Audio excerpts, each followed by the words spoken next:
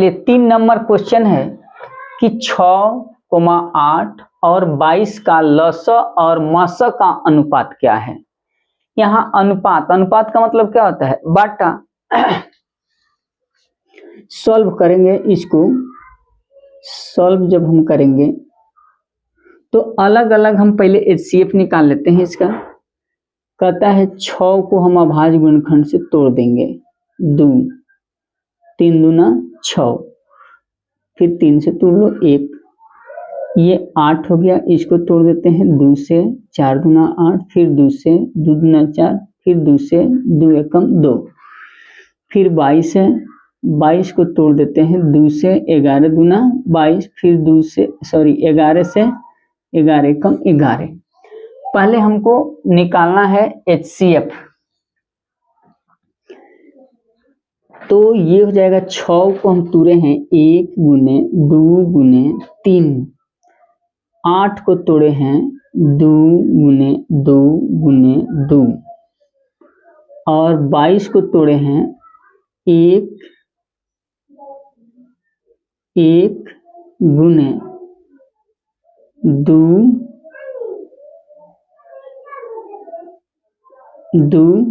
गुने 11। तो HCF हो जाएगा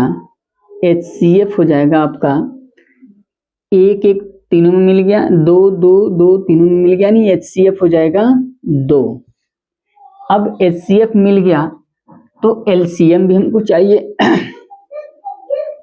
फिर LCM बराबर हो जाएगा 2 गुने 3 गुने, यानी 2 2 2 निकल गया, 3 हो गया, 2 2 11, 2 2 11। इसको गुना कर लेंगे हम, 3 दूना 6, 6 दूना 12, 12 दूना 24, और 24 में 11 से गुना कर देंगे हम, 24 में 11 से, तो ये हो जाएगा 24 यानी 4 6 264 हो जाएगा। LCM कितना हो जाएगा, LCM हो जाएगा 264। अब कहता है कि अनुपात ज्ञात करना है। पहले क्या कहा है, लस, तब बाद में कहा है मस, यानी लस बटा मस, लस बटा मस, इसलिए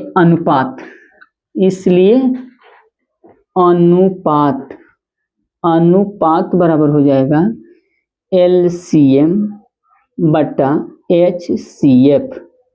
तो LCM आया है आपका 264, बटा LCM आया है, HCF आया है 2 से काट देंगे तो ये हो जाएगा 2 एकम 2, 2 तिहाई 6, और 2 दूना 4, यानी अनुपात हो जाएगा 132:1। ये हुआ आंसर। देखिए 4 नंबर क्वेश्चन कहता है कि 2 लगातार संख्याओं का मौसा क्या होता है।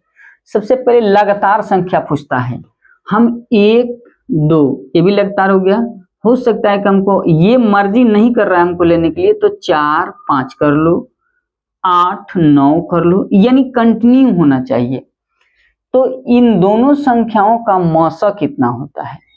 कभी भी ध्यान रखिएगा कि 2 लगातार संख्या कहेगा और उसका मौसा पूछेगा तो बिना बनाए हुए 1 मारिएगा, बिना बनाए 1।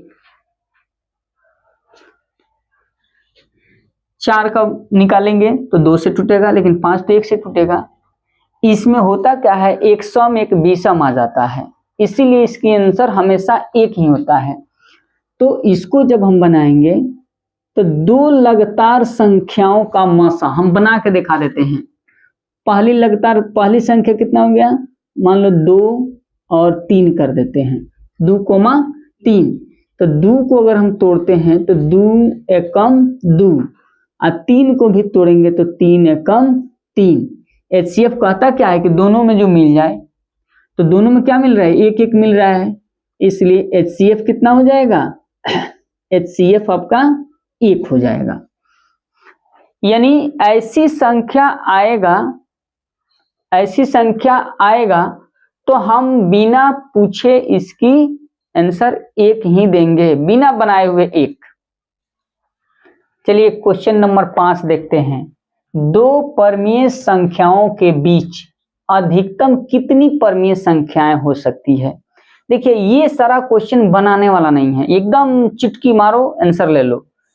ये परमीय संख्या होता क्या है? परमीय संख्या वही ना होता है जो p/q के रूप में होता है।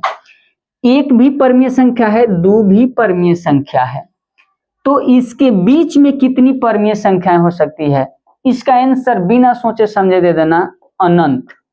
इसलिए अनंत होता है कि 1 और 2 यानी 1.1, 1.2, 1.3, 1.4, 1.5, 1.6, 1.7, 1.8, 1.9, तब ना हम 2 पर पहुंचते हैं।